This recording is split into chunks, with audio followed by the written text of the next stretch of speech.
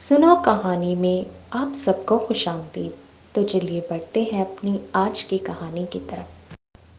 مصر کا بادشاہ فوت ہو گیا تھا تو کچھ دنوں کے بعد اس کا بیٹا تخت نشین ہوا، لیکن شہزادہ شہریار ابھی کم سن تھا، اسی لیے بادشاہ کی وصیت کے مطابق ملکہ خود سلطنت کا نظام چلانے لگی۔ وزیروں کو پسند نہ تھا کہ وہ کسی عورت کی فرما برداری کریں۔ انہوں نے آپس میں مشورہ کرنے کے بعد ملکہ سے کہا، ملکہ عالیہ، آپ خاتون ہیں اور سلطنت کے کاموں سے ناواقف ہیں، بہتر ہے کہ آپ شہزادے کے جوان ہونے تک کسی ایسے آدمی کو تخت پر بٹھا دیں جو حکومت چلا سکے، ورنہ دشمن ملکوں کو مصر پر چڑھائی کرنے سے کون روکے گا، جو شروع ہی سے ہمارے ملک پر قبضہ کرنے کا موقع تلاش کر رہے ہیں۔ ملکہ نے ان کی تجویز پر غور کیا اور پھر ایک روز ملک کا نگران بادشاہ کو مقرر کر دیا۔ اس وزیر کا نام مالک بن قاسم تھا۔ مالک بادشاہ بن گیا اور شہزادے کے ساتھ شاہی تخت پر بیٹھنے لگا، لیکن اسے فکر تھی کہ 2 سال بعد جب شہزادہ بڑا ہو جائے گا تو اسے پھر سے وزیر بننا پڑے گا۔ اس نے اپنے ساتھی وزیروں سے مشورہ کیا اور شہزادے کو غائب کرنے کا فیصلہ کر لیا۔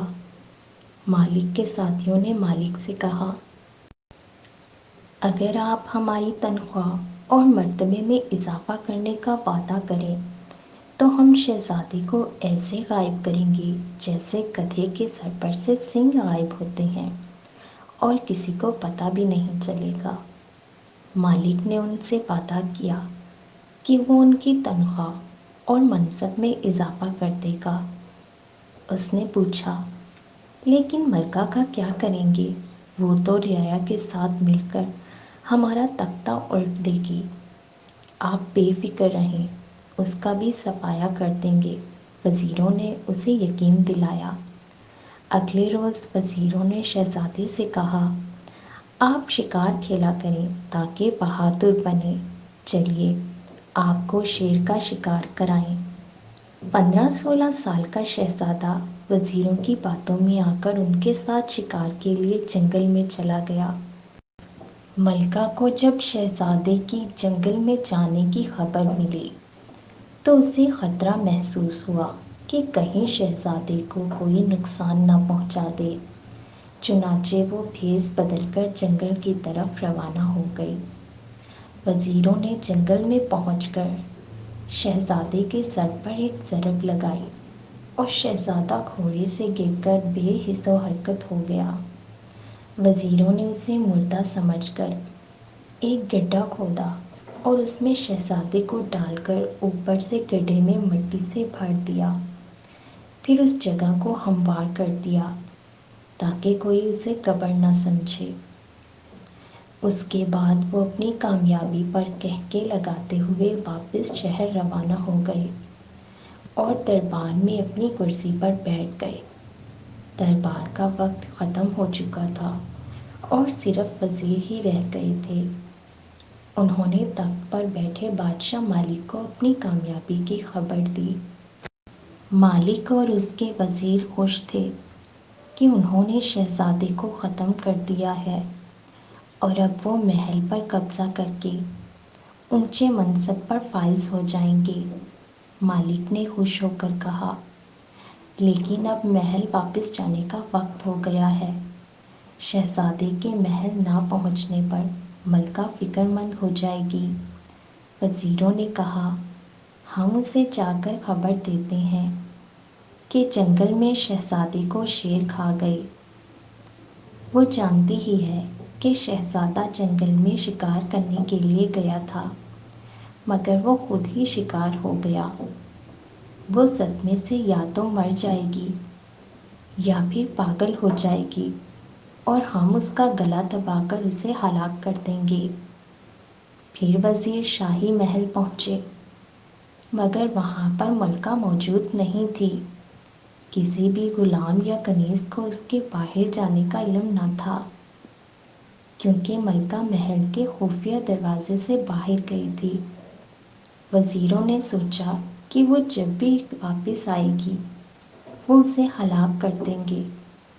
ادھر ملکہ جنگل میں پہنچ کر شہزادے کو تلاش کر رہی تھی۔ اس نے سارا جنگل چھان مارا لیکن اسے شہزادہ نہ ملا۔ ملکہ نے ہار نہ مانی اور اس نے پھر سے شہزادے کو تلاش کرنے کی کوشش شروع کر دی۔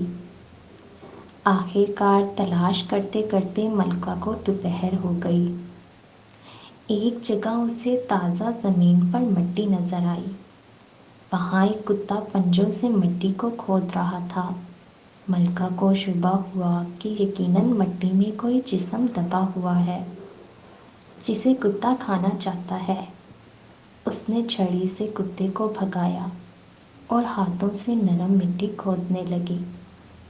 آخر اسے وہ گڈھا نظر آ گیا جس میں شہزادے کی لاش پڑی ہوئی تھی۔ اس نے روتے ہوئے لاش باہر نکالی تو اسے محسوس ہوا کہ شہزادے کا جسم تو گرم ہے۔ اس نے شہزادے کی نبض دیکھی تو وہ بہت ہی آہستہ آہستہ چل رہی تھی، جس کا مطلب تھا کہ شہزادہ زندہ ہے، البتہ سر پر زخم نظر آ رہا تھا۔